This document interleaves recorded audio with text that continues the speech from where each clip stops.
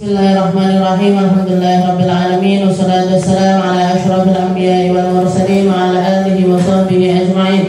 Subhanaka la ilma lana illa ma 'allamtana innaka antal alimul hakim. Rabbi shrah li sadri wa yassir li amri wahlul 'uqdatam min lisani yafqahu qawli. Amma ba'd. Alhamdulillah ala ni'matil Islam, alhamdulillah ala ni'matil iman. وكفى بها من نعمة.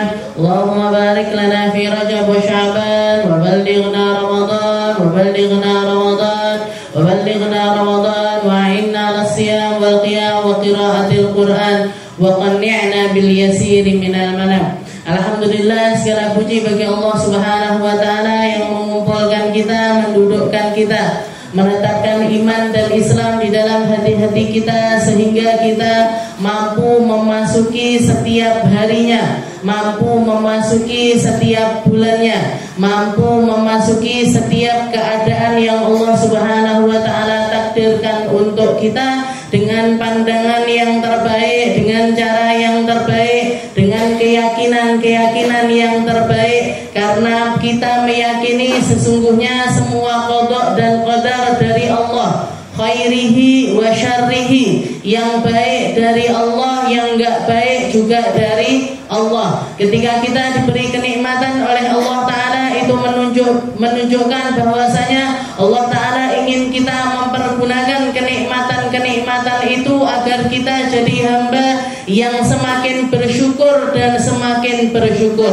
menjadi hamba yang tahu terima kasih, menjadi hamba yang lebih taat, menjadi hamba yang lebih mensyukuri tentang kenikmatan tersebut. Sedangkan ketika Allah Subhanahu wa taala memberi kita musibah, memberi kita rasa sakit, memberi kita keadaan-keadaan yang tidak enak, itu juga menunjukkan tentang kasih sayangnya Allah Ta'ala. Berarti Allah Ta'ala pengen menghapuskan dosa kita, Allah Ta'ala pengen mengangkat derajat kita, Allah Ta'ala ingin kita menjadi hamba-hamba yang semakin sabar dan semakin bersabar, yang ngerti tentang makna siapa yang memberi musibah tersebut, memberi makna lebih dalam bahwasanya Allah Ta'ala pengen kita semakin mengangkat tangan, Allah Ta'ala pengen kita semakin menengadahkan tangan serta memperindah munajat agar kita selalu tahu dan selalu yakin bahwasanya yang ngasih musibah ini pun juga adalah zat yang maha kasih kepada saya. Yang ngasih rasa sakit ini adalah zat yang ingin mengangkat derajat saya setinggi-tingginya sehingga semuanya ujungnya adalah surga. Mau itu lewat jalan kenikmatan ataupun lewat jalan pengorbanan ataupun rasa sakit, tapi semuanya ujung-ujungnya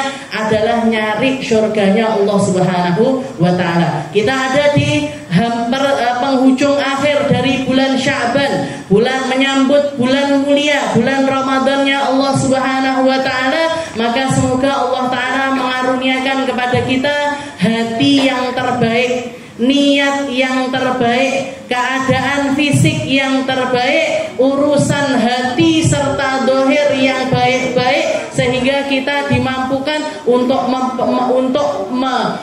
meraih segala sesuatu yang indah-indah di bulan Ramadannya Allah Subhanahu wa ta'ala. Kalau Al-Habib Abdullah bin Alawi Al-Haddad mengatakan, biarkan 11 bulanmu kamu urusan dengan duniamu, tapi tinggalkan yang satu ini, hanya tentangmu dengan Allah Subhanahu wa ta'ala. Kalau 11 bulan kita dipenuhi dengan kesibukan duniawi, 11 bulan kita disibukkan dengan perkara-perkara duniawi, 11 bulan kita disibukkan dengan perkara-perkara urusan yang nampak-nampak, yang dohir-dohir, maka biarkan 1 bulan ini kita khususkan tentang kita dengan Allah, tentang ibadah kita kepada Allah, tentang urusan munajat kita kepada Allah Subhanahu wa ta'ala. Karena Ramadan itu durasinya sangat pendek, yaitu hanya 1 bulan saja. Jangan sampai kehilangan Ramadan, jangan sampai terjauhkan dari Ramadan, jangan sampai justru malah terhinakan karena Ramadan, karena kebodohan kita, karena nggak ngertinya kita, karena nggak belajarnya kita, karena nggak fahamnya kita, sehingga kita masuk di dalam golongan hamba-hamba yang dijauhkan oleh Allah Subhanahu wa Ta'ala. Ini adalah hari-hari di mana para malaikat menyerukan kepada umat manusia, ya baghiyal khair aqbil wa ya baghiyasy syarr aqsir. Wahai para pemburu kebaikan, wahai para pencari keindahan, wahai orang-orang yang ngerti tempat kembali terindah di surganya Allah Ta'ala, sekarang waktunya kita untuk berlomba-lomba. Waktunya berlomba-lomba memperbanyak sholat, memperbanyak zikir, memperbanyak puasa, memperbanyak sedekah, memperbanyak amal-amal kebaikan. Waya baghiyasy syarr aqsir. Katanya para malaikat, wahai para pemburu keburukan, wahai para pemburu kemungkaran, wahai orang-orang yang hidupnya melulu tentang dunia, silahkan kamu pergi sejauh-jauhnya, jangan dekat-dekat dengan kami, jangan sampai menodai Ramadan kami, jangan sampai menodai kebaikan-kebaikan yang Allah Ta'ala curahkan selama bulan Ramadan. Ini waktunya orang lomba-lomba, waktunya orang mengerahkan tenaga, waktunya orang untuk bersemangat melakukan kebaikan-kebaikan. Jangan sampai kita ketinggalan, jangan sampai kita biasa-biasa saja, jangan sampai kita nggak peduli tentang datangnya Ramadan ataupun bulan-bulan yang mulia, yang dikatakan yang diruntutkan atau runtutkan oleh para orang-orang mulia di sisi Allah Subhanahu wa Ta'ala. Jadi kita menyambut bulan Ramadan kudu persiapan, Bu. Nggih. Dohirnya dipersiapkan, dohirnya jenengan persiapkan. Kalau bisa ini selama bulan Ramadan ini biar enggak terlalu disibukkan dengan perkara-perkara masalah masak-masak dan lain sebagainya, bikin bumbu dari sekarang. Pemilik jangan asem. Oh, iki bumbune jangan asem. Garek cemplung-cemplung. Jadi biar apa? Biar porsinya ibadah lebih banyak. Biar porsinya ibadah lebih banyak. Jadi dohirnya jenengan persiapkan. Kalau masalah baju, masalah mukena buat hari raya dan lain sebagainya, mau jenengan persiapkan mulai dari sekarang, buat apa-apa. Biar apa? Biar nanti Ramadan saya fokus untuk ibadah. Saya fokus untuk ibadah. Jadi perkara-perkara semacam itu nggak ganggu. Nggak ganggu keadaan kita dengan Allah Subhanahu wa Ta'ala. Nah, jadi dipersiapkan, dohirnya jenengan persiapkan. Batinnya lebih perlu lagi. Yang lebih berkali-kali lipat untuk kita tingkatkan adalah keadaan hati kita. Mulai nyari-nyari di mana ya Ramadan ini kajian-kajian malam-malam biasanya ditutup semuanya. Kapan ya? Ini hari-hari Ramadan ini saya kalau mau ngaji di mana tempatnya? Di mana tempatnya? Yang pagi-pagi atau sore-sore digolei. Setelah itu diburu. Kalaupun misalkan nggak ada yang dekat-dekat yang sekitaran sini nggak ada pengajian, ditutup semuanya Ustazah. Semuanya tawakufan sementara. Tutup kabeh pengajian ya udah.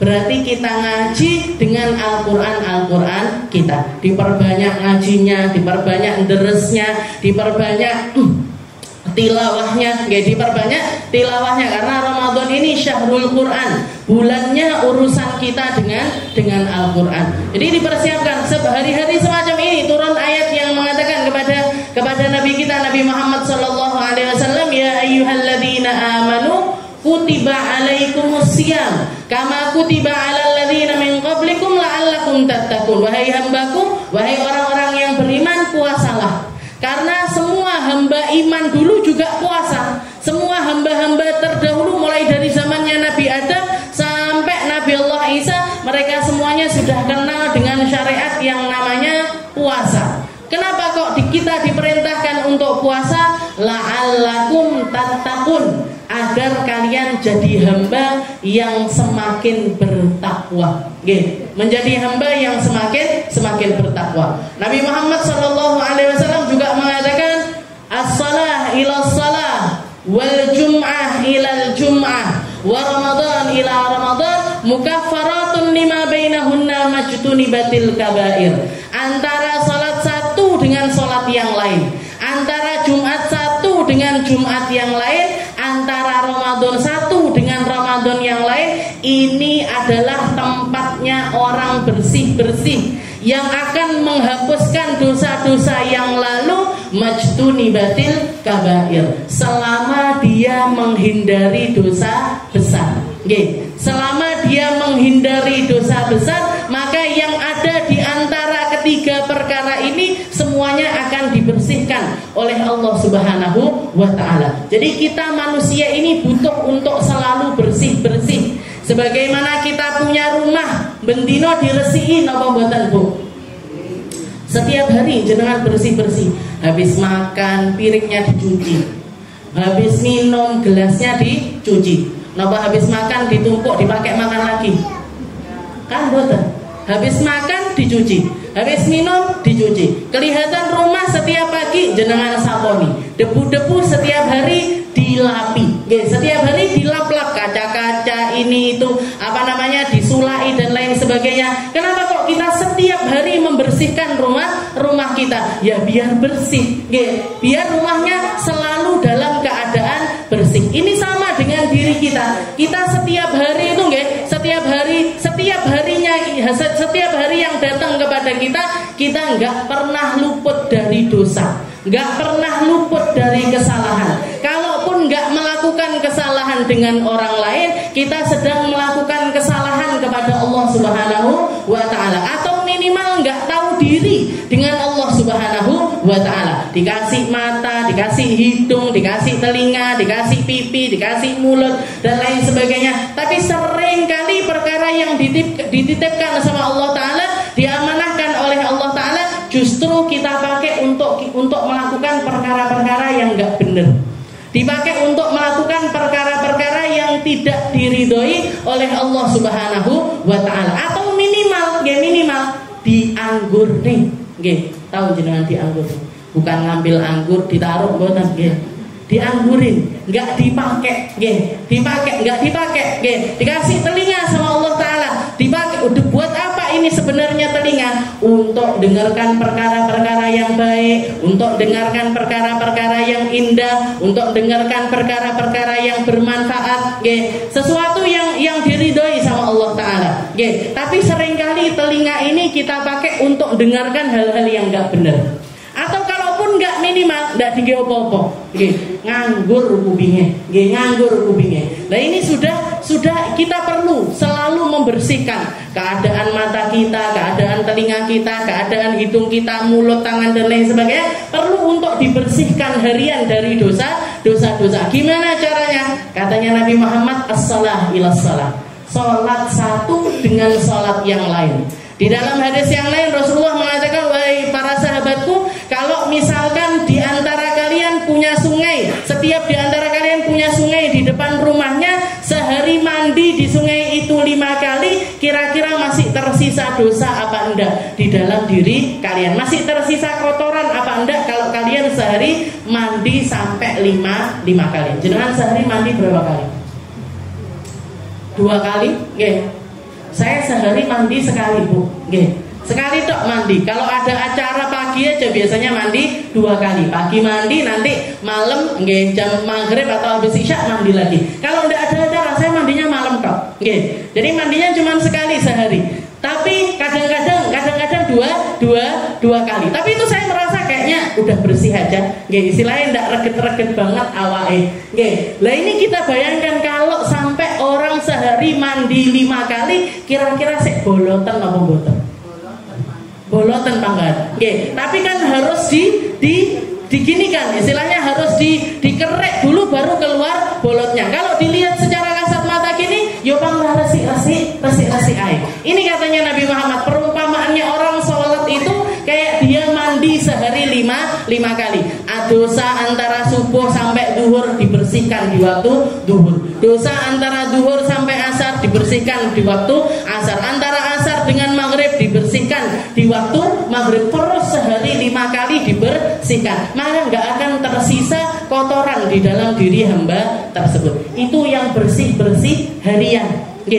Setelah itu juga dikatakan wal jum'ah ilal jum'ah, antara Jumat satu dengan Jumat yang lain. Antara ketemu Jumat satu dengan Jumat yang lain itu juga pembersihan dosa selama seminggu. Kadang-kadang kita itu kalau hari-hari paling nyapu, ngepel, lap-lap gitu-gitu aja. Tapi ada perkara-perkara yang perlu dibersihkan itu mingguan, nggih. Kayak misalkan ngosei jeding, nggih. Jenengan ngosei jeding setiap hari apa seminggu sekali? Nggih. Seminggu sekali sudah cukup, nggih. Seminggu sekali sudah cukup, enggak harus setiap hari dibersihkan. Atau kalau misalkan jenengan punya kulkas, wayahe resik-resik kulkas. Nah, seminggu sekali atau 2 minggu sekali ditoton neh, sing busuk-busuk dikeluarkan, yang baik-baik tok yang disisakan. Jadi ada yang bersih-bersih itu sifatnya itu mingguan. Nah, untuk kita juga gitu. Ada hal-hal yang lebih mendetail untuk kita bersihkan. Ya kayak itu tadi, nggih. Masih tersisa kotoran, bolot-bolotnya panggah enek, milik luluran, nggih. Kapan ini lulurannya? Apa setiap hari kita luluran? Boten, seminggu sekali luluran, nggih. Biar apa? Biar lebih bersih lagi, nggih. Setelah itu ada yang datangnya itu setahun sekali. Wa Ramadan ila Ramadan, antara Ramadan satu dengan Ramadan yang lain. Rumah kita pun juga perlu, Bu, diperhatikan kebersihan tahunannya. Kayak apa?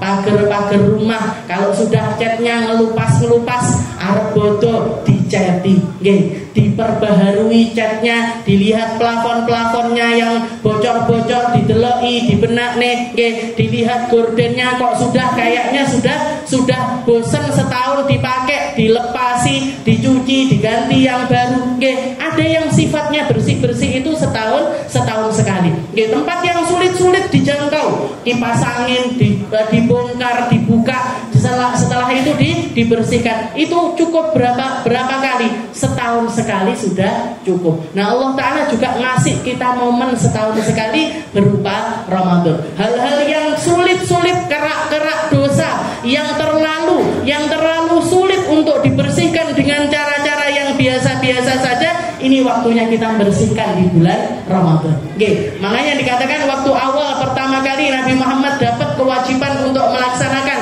puasa itu bertepatan di musim panas yang luar biasa. Oke, bertepatan dengan musim panas yang luar biasa yang sampai dikatakan kalau orang naruh telur di tengah padang Sahara, nggak sampai 10 menit matang. Saking panasnya, saking panasnya. Orang-orang ngeluh, ya Rasul, kita disuruh puasa, disuruh nggak boleh makan, nggak boleh minum di waktu yang panas luar biasa kayak gini. Bukan cuman ungkep, Bu, tapi panas sekali. Ya Rasul, kita dalam keadaan panas yang luar biasa dan dapat perintah dari Allah Ta'ala untuk berpuasa. Maka Nabi Muhammad mengatakan Ar-Ramadan. Jadi Nabi Muhammad yang ngasih nama bulan ini namanya adalah bulan Ramadan, li'annahu yarmadud dunub, sebagaimana api, ya, sebagaimana api atau panas yang luar biasa itu mampu melahap kayu bakar dan lain sebagainya, maka Ramadan ini juga mampu mengikis serta membakar dosa-dosa yang luar biasa sulit untuk dihapuskan. Yang mampu menghapuskannya hanya Ramadan. Maka sejak saat itu Ramadan dikasih nama dengan nama Ramadan. Sebelumnya bulannya bukan Ramadan namanya, tapi sama Nabi Muhammad dikasih nama Ramadan li'annahu yarmadud dunub, katanya Nabi, karena dia membakar dosa-dosa seseorang sebagaimana api membakar kayu bakar sampai jadi abu, sampai gak jadi apa-apa. Begitu juga dosa-dosa besar ini perlu untuk kita kikis, untuk kita bersihkan. Kerak-kerak yang membandel di dalam hati-hati kita, kesombongan yang terselubung, sifat riya, sifat ujub, sifat-sifat merendahkan orang lain, sifat-sifat yang nggak baik, iri, dengki dan lain sebagainya. Ayo kita kerak-kerakkan, kita hapuskan, kita bersihkan dengan datangnya bulan Ramadan. Makanya kita perlu benahin segala sesuatu, membenahi segala sesuatu. Apa yang pertama? Yang pertama dan yang paling utama adalah muamalah kita dengan Al-Quran. Muamalah kita dengan Al-Quran ini yang harus paling kita perhatikan. Kalau di bulan-bulan yang lain Allah Ta'ala mengatakan Alif Lam Mim, dzalikal kitabul la raiba fihi hudal lil muttaqin. Katanya Allah Ta'ala mengatakan di dalam Al-Quran Alif Lam Mim, dzalikal kitabul la raiba fihi. Ini kitab yang aku turunkan berupa Al-Quran yang tidak ada keraguan sama sekali di dalamnya, hudal lil muttaqin, sebagai petunjuk bagi hamba-hamba yang bertakwa. Nggih, sebagai petunjuk bagi hamba-hamba yang bertakwa. Berarti napa? Nggih, yang dapat hidayahnya Al-Qur'an di selain bulan Ramadan adalah mereka-mereka yang mendekat dengan Al-Qur'an. Jadi orang yang punya ketakwaan kepada Allah Ta'ala bisa mendapatkan hidayah dari Al-Quran di selain bulan Ramadan sekalipun. Oke, orang yang sudah punya takwa itu dapat hidayahnya Al-Quran. Yang tidak bertakwa, ya tidak dapat hidayahnya Al-Quran. Kalau orang punya Quran tapi ditaruh neng lemari tok, tidak tahu dibuka belas, tidak pernah dibuka sama sekali. Yo dibuka ya enggak, dibaca ya enggak, apalagi diamalkan. Dapat apa enggak hidayahnya Al-Quran? Boten. Tidak dapat hidayahnya Al-Quran. Yang dapat hanya orang-orang yang bertakwa. Tapi kalau di bulan Ramadan Allah Ta'ala mengatakan syahrul Ramadan alladzi unzila fihil Qur'an hudal linnas. Tapi kalau Ramadan katanya Allah Ta'ala, ini bulan diturunkannya Al-Quran, dan fungsi Al-Quran di bulan Ramadan adalah pemberi hidayah bagi semua manusia.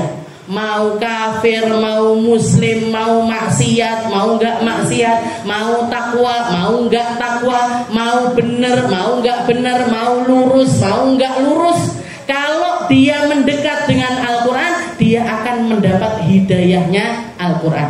Makanya jenengan kalau melihat di bulan Ramadan banyak orang-orang tadarusan dadakan. Biasanya ratau teko darusan. Biasanya enggak pernah ngaji, malah ngaji. Biasanya enggak pernah buka Al-Quran, mendadak pengen buka Al-Quran. Kenapa? Karena tersentuh hidayahnya Al-Quran. Tersentuh hidayahnya Al-Quran di bulan Ramadan. Jadi Al-Quran di bulan Ramadan itu bawa dampak hidayah bagi siapapun. Jadi hidayahnya dibukakan lebih lebar sama Allah Ta'ala bagi siapapun yang semua manusia, mau dia takwa ataupun tidak takwa, kalau dia mendekat dengan Al-Quran akan mendapatkan hidayahnya Al-Quran. Jadi muamalahnya kita sama Al-Quran. Ditambah lagi dengan kajian ngaji tentang Al-Quran, ngaji tafsir Al-Quran. Nabi Muhammad itu setiap masuk bulan Ramadan ada malam-malam di mana beliau itu setoran hafalan dengan malaikat Jibril. Jadi deres Al-Quran sama malaikat Jibril setiap masuk bulan Ramadan. Nabi Muhammad itu ketemu sama Ramadan seumur hidup 9 kali. Lebih banyakan kita daripada Nabi Muhammad. Lebih banyakan ketemu Ramadan kita ketimbang Rasulullah Shallallahu Alaihi Wasallam. Nabi Muhammad ketemu Ramadan itu cuma 9 kali, Bu. Dan dikatakan setiap tahunnya, setiap masuk bulan Ramadan ada malam-malam di mana malaikat Jibril itu turun untuk mendengarkan setoran hafalannya Rasulullah Shallallahu Alaihi Wasallam. Makanya kita kenal ada yang namanya qiraah sab'ah. Qiraah 7 macam bacaan. Nah, itu setiap tahunnya Nabi Muhammad nyetorkan itu beda-beda versi, beda-beda cara baca. Tapi di akhir usianya Nabi, di Ramadan terakhirnya Nabi, dikatakan Nabi Muhammad menemui malaikat Jibril untuk nyetorkan Al-Quran sebulan 2 kali. Itu yang beliau ceritakan kepada Sayyidah Fatimah. Ketika beliau membisikkan sesuatu di telinganya Sayyidah Fatimah menjelang beliau dalam keadaan sakit yang ujungnya adalah wafatnya Nabi Muhammad cerita sama Sayyidah Fatimah, "Ya Fatimah, sepertinya tahun ini adalah tahun terakhir hidupku."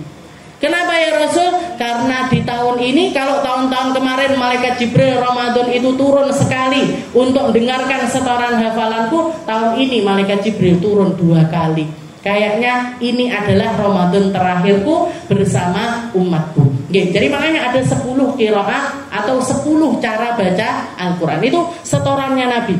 Dan dikatakan malaikat Jibril, ada yang mengatakan malaikat Jibril datangnya itu setiap kali datang Lailatul Qadar. Ada juga yang mengatakan nggak mesti. Tapi yang pasti setiap kali malaikat Jibril malamnya datang, paginya itu Nabi Muhammad ajwad minarrihil mursalah. Jadi para sahabat itu membahasakannya Nabi Muhammad itu lebih menyejukkan dibandingkan angin sepoi-sepoi. lebih menyejukkan dibandingkan angin yang berhembus ketika musim panas. Bawaannya adem, bawaannya indah, hari-hari sudah indah. Tapi kalau datang hari itu Nabi Muhammad luar biasa indahnya. Bahkan yang lebih parah lagi, Nabi Muhammad dermawannya di hari tersebut nggak main-main, nggak hitung-hitungan. Sampai pernah dikatakan malam harinya malaikat Jibril datang untuk mendengarkan setoran hafalannya Nabi. Paginya Nabi Muhammad bersedekah kepada satu orang, sedekah sama satu orang yang baru masuk Islam. Sama Nabi Muhammad dikatakan, ambil itu kambingku yang ada di bawah bukit. Ketika diparani di bawah bukit, ternyata bukan 1, 2, 10, 20 mboten, tapi kambingnya Nabi memenuhi kaki bukit. Jadi sampai ngebeki bawahnya bukit, itu semuanya disedekahkan sama Nabi kepada laki-laki tersebut. Begitu pulang langsung koar-koar, langsung promosi sama kaumnya sambil mengatakan, ya ma'syaral qaum aslimu, wahai kaumku semuanya masuk Islamlah kalian. Fa inna Muhammadan qad tasaddaqa, karena Muhammad telah bersedekah dengan sedekah yang enggak mungkin manusia mampu sedekah seperti itu. Saking dermawannya Rasulullah Shallallahu Alaihi Wasallam. Jadi muamalahnya kita sama Al-Quran harus diperbaiki. Kalau bisa baca Al-Quran sambil memahami maknanya, sambil mempelajari artinya, sambil mempelajari asbab nuzulnya dan lain sebagainya. Setelah itu yang kedua sedekahnya kita juga harus ditingkatkan. Harus nambahi sedekah. Biar apa? Biar ndak masuk di dalam kategori mereka-mereka yang tidak terobati penyakit kikirnya dengan datangnya bulan Ramadan. Cukup bulan-bulan yang lain kita jadi orang-orang yang ndak dermawan, tapi masuk bulan Ramadan kudu dadi wong loman.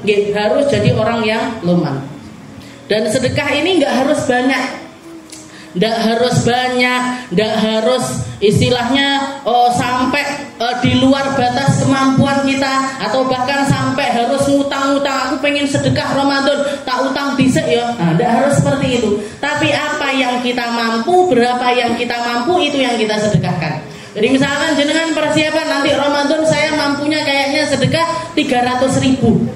Kayaknya selama bulan Ramadan ini saya mampunya sedekah 300.000. Ya sudah, jangan di awal langsung sedekah 300.000 atau di akhir langsung sedekah 300.000, jangan. Tapi 300.000 niki jenengan bagi 30 hari. Jangan bagi 30 hari. Malam pertama 10.000, malam kedua 10.000, malam ketiga 10.000, terus sampai akhir Ramadan. Dan kalau bisa di malam hari, sedekahnya kalau bisa di malam hari. Biar apa? Biar kalau ketemu sama Lailatul Qadar, sedekahnya kita yang 10.000 ini dinilai sama Allah Ta'ala, dikasih pahala sama Allah Ta'ala kayak sedekah 1000 bulan. Kayak sedekah 1000 bulan. Jadi setiap malam jenengan sedekah 10.000. Nggak bisa, tapi Ustazah kalau saya anak-anak saya aja kekurangan, orang rumah aja kekurangan, ya sudah 10.000 ini nggak usah jenengan kasihkan orang lain, tapi kasihkan keluarga sendiri. Nyeneng nih bocah cilik. Ayo Ramadan malam harus terawih semuanya. Kalau terawih nanti pulang terawih tak kasih 10.000 atau tak kasih 5.000. Niku juga termasuk sedekah yang luar biasa besar di sisi Allah Ta'ala pahalanya. Jadi istilahnya kalaupun kita nggak bisa sedekah sama orang lain, kita sedekah sama orang-orang terdekat kita. Anaknya jenengan, ponaannya jenengan, atau cucunya jenengan. Jangan neman-neman. Ayo yang bagus puasanya, yang bagus terawihnya, yang dengarkan ceramah setiap kali habis terawih. Biasanya kan habis terawih niku napa jeda mau sholat witir, ini anak kecil-kecil kan wis oyeng gitu. Wis oyeng, wis mau beli pentol, mau beli ini itu dan lain sebagainya. Jangan iming-imingi. Ayo yang bagus, yang dengarkan ceramah setiap malamnya, nanti dapat 5.000, apa 2.000, apa 10.000, ada iming-imingnya. Dan itu jadi sedekah Ramadannya jenengan. Betul napa-napa? Sing penting awake dhewe ngeluarkan. Yang penting kita jadi orang yang lebih loman. Kita ningkat, meningkat rasa kesenangan kita di dalam memberi kepada orang lain. Ini inti dari sedekah. Intinya dari sedekah adalah mendidik hati kita untuk lebih, untuk mau berkorban lebih besar, lebih tinggi, lebih bermartabat. Jadi dan itu tadi, jangan jenengan kasihkan langsung di awal apa aku tak buka poso hari pertama, aku tak buka poso pas pertengahan sehari tok, jangan. Kalau jenengan ratakan sampai akhir Ramadan. Jadi setiap hari itu, setiap malam itu kita ada jatah untuk melakukan yang namanya sedekah. Setelah itu yang ketiga yang juga perlu kita persiapkan adalah malam-malamnya Ramadan. Malam-malamnya Ramadan. Ibadah malam paling inti niku Bu nggih, di bulan Ramadan itu bukan tahajudnya, bukan tarawihnya. Bukan tahajudnya, bukan tarawihnya. Tapi nopo? Salat subuh berjamaah dan salat isya berjamaah.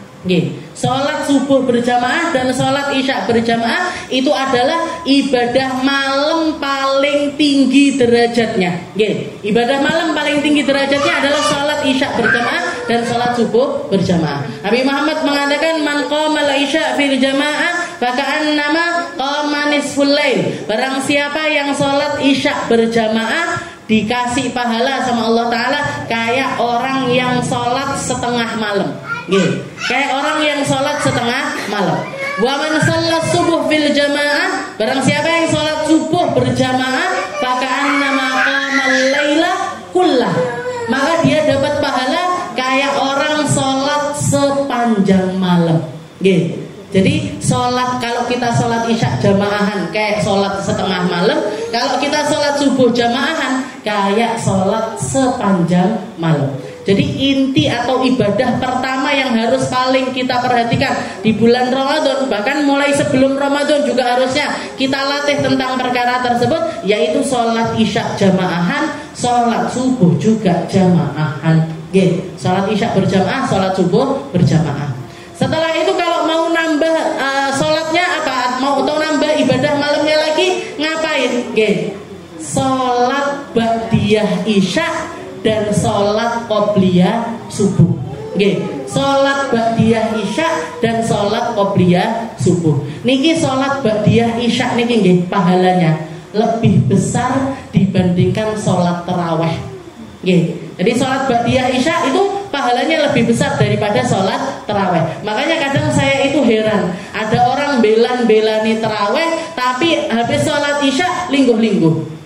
Orang sholat ba'diyah dia pilih duduk. Dia pilih duduk. Nanti waktu orang taraweh baru ikut berdiri lagi. Kata saya, ini sholat ba'diyah isyaknya dia sama sholat tarawehnya dia, pahalanya besaran ba'diyah isya. Istilahnya kalau misalkan orang mau rela-relaan atau salah satunya harus dikorbankan, mana yang harus dikorbankan, ba'diyah isya apa sholat taraweh? Mendingan mengorbankan taraweh ketimbang mengorbankan ba'diyah isya. Kenapa? Karena kedudukan ba'diyah isya niku rawatib muakkadah. Salat rawatib yang enggak pernah ditinggalkan oleh Nabi Muhammad SAW. Jadi ba'diyah isya sama qobliyah subuh. Seperti yang kita tahu, kalau qobliyah subuh katanya Nabi Muhammad khairun minad dunya wa ma fiha, lebih baik daripada dunia dan juga seisinya. Tapi kalau pengen yang sempurna gimana? Yo sholat isya jamaahan, yo ba'diyah isya, yo taraweh. Tarawehnya juga kita ikutkan. Taraweh diikutkan, ditambahi dengan sholat witir biar sempurna ibadah malamnya kita. Apalagi kalau Ramadan kan rombongan, istilahnya bareng-bareng, ndak neng omah dewe-dewe. Kalau jenengan taraweh di rumah sendirian niku mesti iklannya akeh. Ngelak lah, habis itu TV-ne wayahe opong ke repot ngene. Saya pernah soalnya taraweh di rumah. Waktu guru saya, Habib Segaf, waktu pulangan Ramadan itu sempat ngasih peraturan sama anak-anak Banat, anak-anak Pondok Putri itu sempat diharamkan sama Ustadz untuk sholat taraweh di masjid. Karena saking banyaknya kejadian di pondok terjaga, nggak ketemu sama laki-laki, nggak kenal sama laki-laki, Ramadan liburan, alasannya taraweh malah pacaran. malah pacaran, malah keluyuran malam, terawih mek petang rakaat, habis itu pergi ke bioskop, kemana-kemana. Banyak kejadian dilaporkan ke Ustadz seperti itu. Akhirnya sama Ustadz diharamkan untuk sholat terawih ke masjid. Kalau mau sholat terawih kemana? Di mana Ustaz? Di rumah aja. Nggih. Akhirnya saya terawihnya di rumah sama kakak saya, sama adik saya. Nggih. Sama Kak Nisma sama Dija. Sholat terawih di rumah. Niku Bu, iklane reno-reno. Nggih. 2 rakaat ngantuk ngletasi. Nggih. 2 rakaat lagi minum. 2 rakaat lagi ngomong gorengannya apa milik mak gorengan Nehas. Angel. Jadi kalau Ramadan niku kan istilahnya kalau di masjid atau di musola-musola kita niku kan kita rombongan bareng-bareng, sholat bareng, habis itu dikasih jeda untuk ba'diyah isya, habis itu sholat tarawih runtut, nggih, ndak mikir apa-apa, ndak delok apa-apa, ndak krungu apa-apa, nggih, ndak kedengeran apa-apa. Niku lek di rumah ngoten niku iklane reno-reno. Nggih, jadi jenengan bisa fokus, nggih, bisa fokus sampai akhir kegiatan. Nah, ini yang kita sempurnakan. Ya, ini yang kita sempurnakan. Salat Isya, ba'diyah, salat tarawih, ceramahnya diikuti dengan khusyuk. Setelah itu witir, ya. Habis witir sempurnakan dengan doa setelah witir nih wow. Biasanya pasti ada doa seperti yang diminta atau ditanyakan oleh Sayyidah Aisyah kepada Nabi Muhammad SAW. Katanya Sayyidah Aisyah, ya Rasul, in ana adraktu Lailatul Qadar famadza aqul. Ya Rasul, kalau saya ketemu sama malam Lailatul Qadar, yang tak baca apa ya Rasul? Maka diajari sama Nabi Muhammad, ucapkan wahai Aisyah, bacalah wahai Aisyah, Allahumma innaka afun tuhibbul afwa fa'fu anni. Allahumma innaka afuun tuhibbul afwa fa'fu anni. Ya Allah, jenengan zat yang suka mengampuni. Allahumma innaka afuun. Ya Allah, engkau adalah zat yang maha pengampun.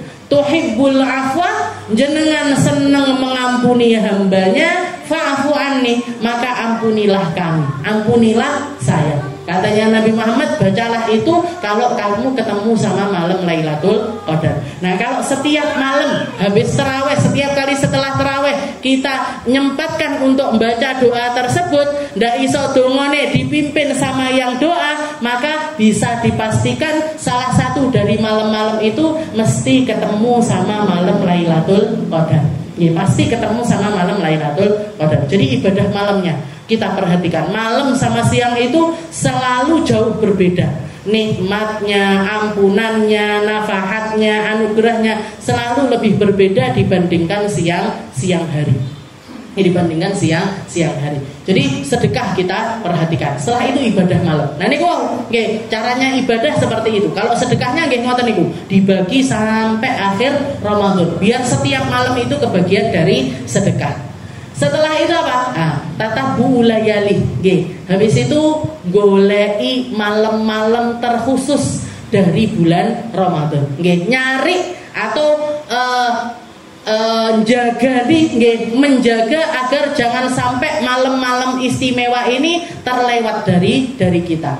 Malam pertama yang paling istimewa kapan? Lailatul Nadrah. Awalul lailatin fi Ramadan. Malam pertama bulan Ramadan itu termasuk yang paling istimewa.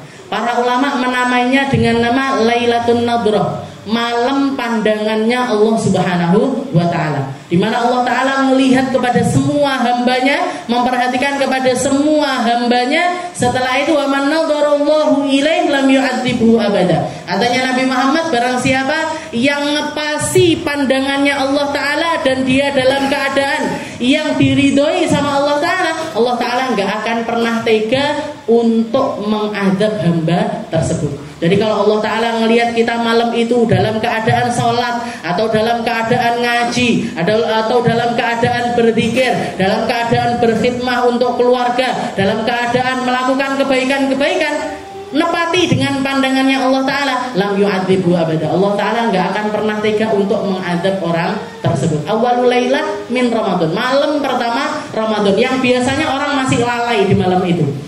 Kenapa? Karena paginya masih belum puasa. Nggih. Malamnya paginya belum puasa, tapi malam itu sudah tarawih. Nggih. Malam itu sudah tarawih.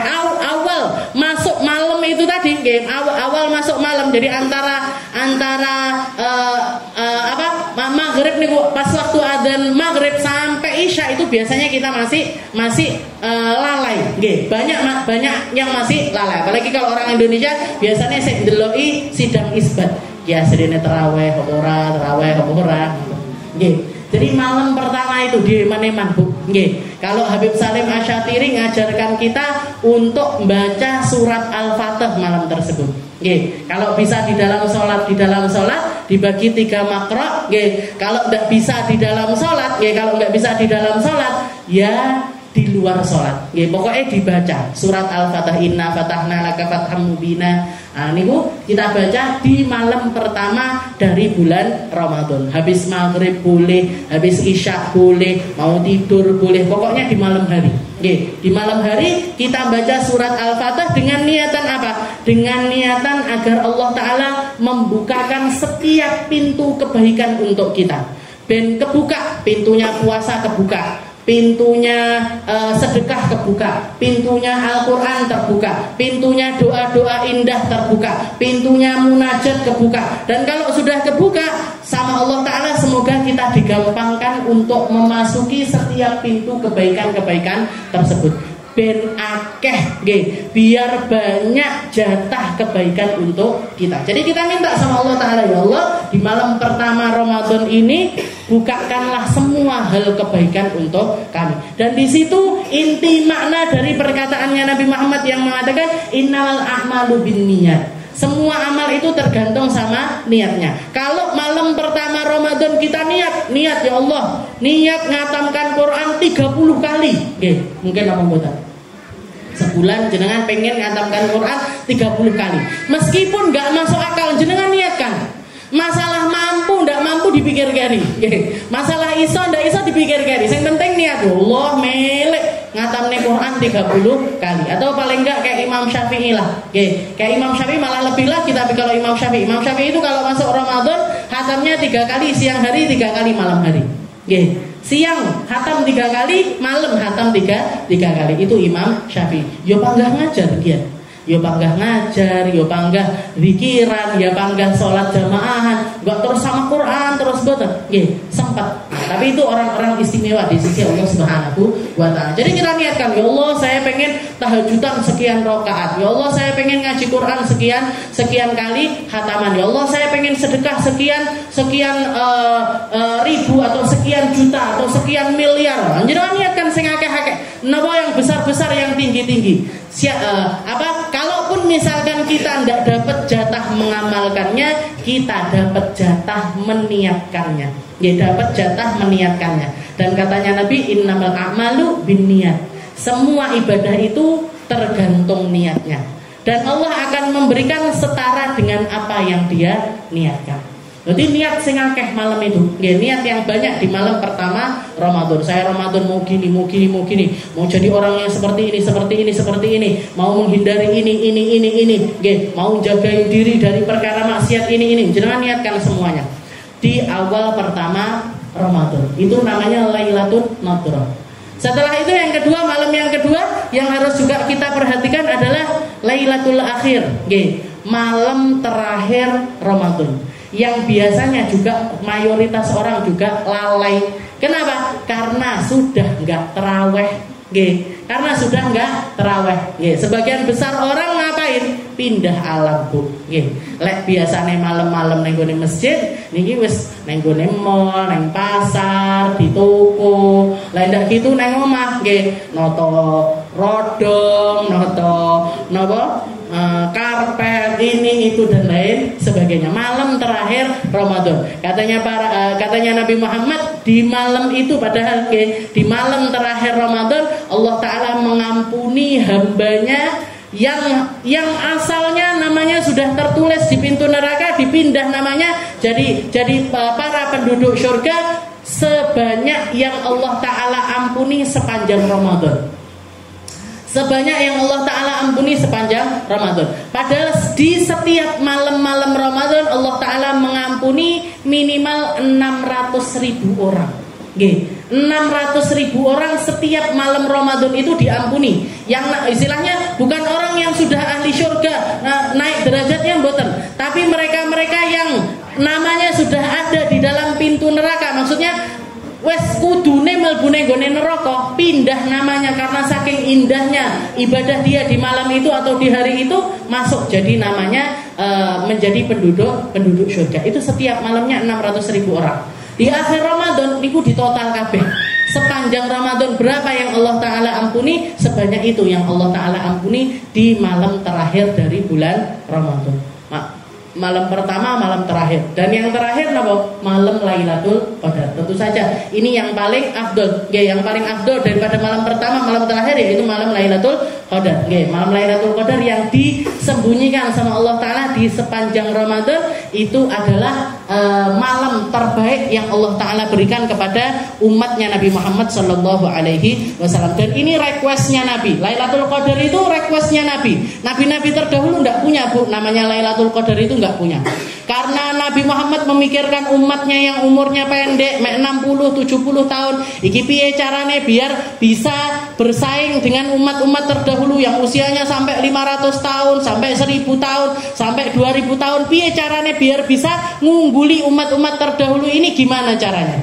Wong dulu di zamannya Nabi Allah Nuh saja pernah ada seorang perempuan nangis kejer. Nangis karena anaknya yang perjaka, wes duwe anak siap nikah, punya pekerjaan dan lain sebagainya, siap nikah lah istilahnya seperti itu, meninggal. Gelo banget ibu, sakit istilahnya. Allah tak openi kecil sampai gede, diopeni, dikasih makan terbaik, dikasih pakaian yang terbaik, dikasih pendidikan yang terbaik, sudah siap nikah malah meninggal. Dan dia nangis kejer. Si ibu ini tadi nangis luar biasa. Didatangi sama Nabi Allah Nuh. Wahai ibu, kenapa kamu nangis? Kenapa kamu nangis? Iya, saya ditinggal anak laki-laki saya yang umur sekian. Berapa umur anakmu? Umur anak saya 250 tahun. Tadi Joko umur 250 tahun. Jadi yang jomblo-jomblo umur 20 jangan khawatir. Ini 250 tahun menjomblo.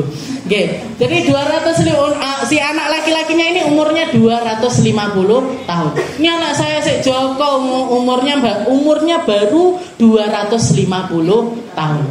Setelah itu Nabi Nuh mengatakan, wahai ibu, kamu nanti di akhir zaman umatnya Nabi yang terakhir itu, mereka itu dikasih umur sama Allah Ta'ala hanya antara 60 sampai 70 tahun saja. Begitu dengar umur 60 sampai 70 tahun saja, langsung berdiri, langsung dihapus air matanya. Setelah itu ganti nanya sama Nabi Allah Nuh, ya Nabi Allah Nuh, gitu itu mereka ya sempat bangun rumah, sempat. Gitu itu ya sempat ngumpulkan harta, sempat. Gitu itu ya sempat nganggur, sempat banget. Sempat ngopi-ngopi, ngafe-ngafe, sempat. Kulineran, tamasya sana, tamasya sini, sempat. Umurnya cuma 60 tahun. Iya.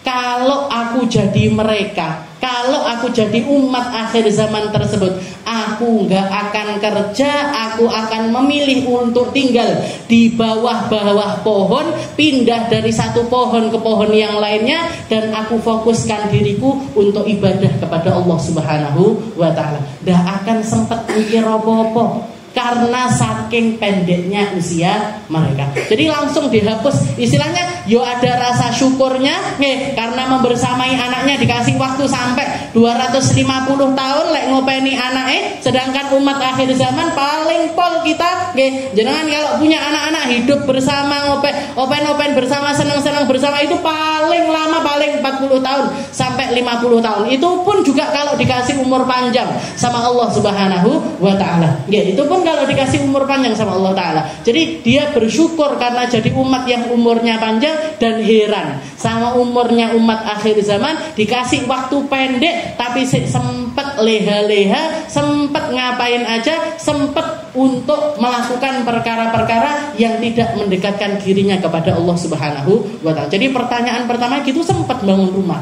sempat. Saya ketemu sama orang-orang sekarang sampai loro telu Pak, bangun niki seurung dadi, bangun niki seurung dadi, bangun niki. Ini umurnya umat akhir zaman. Jadi karena perkara itu dipikirkan sama Rasulullah SAW, Nabi Muhammad minta sama Allah Ta'ala untuk ada waktu percepatan.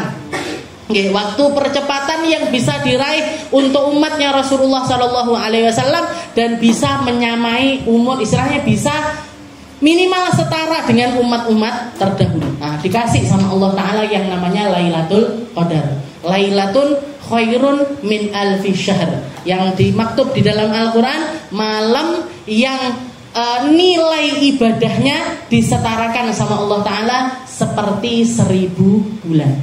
Jadi jenengan sholat 2 rakaat kayak sholat 1000 bulan. Jenengan sedekah walaupun cuma 1 rupiah di malam itu kayak sedekah 1000 bulan. Jenengan melakukan kebaikan apapun di malam itu disetarakan sama Allah Ta'ala seperti 1000 bulan. Mungkin sama Allah Ta'ala kita dikasih jatah untuk ketemu sama Lailatul Qadar dalam keadaan yang terbaik, dalam keadaan ibadah yang terbaik, dalam keadaan niat-niat yang terbaik, dalam keadaan kesehatan-kesehatan yang terbaik, sehingga kita mampu memberikan jatah-jatah Lailatul Qadar ini dengan ibadah-ibadah yang terbaik, dengan hal-hal yang baik, dengan perkara-perkara yang terbaik. Dan mungkin-mungkin sama Allah Ta'ala kita disampaikan sama Ramadan. Berapa banyak orang-orang yang tahun kemarin masih puasa Ramadan, tahun ini sudah nggak bisa puasa Ramadan. Berapa banyak orang-orang yang tahun kemarin dikuatkan untuk puasa Ramadan, tahun ini sudah nggak ketemu sama Ramadan. Maka kita minta sama Allah Ta'ala, ya Allah ketemukan kami sama Ramadan dalam keadaan yang terbaik, dalam keadaan niat yang terbaik, dalam keadaan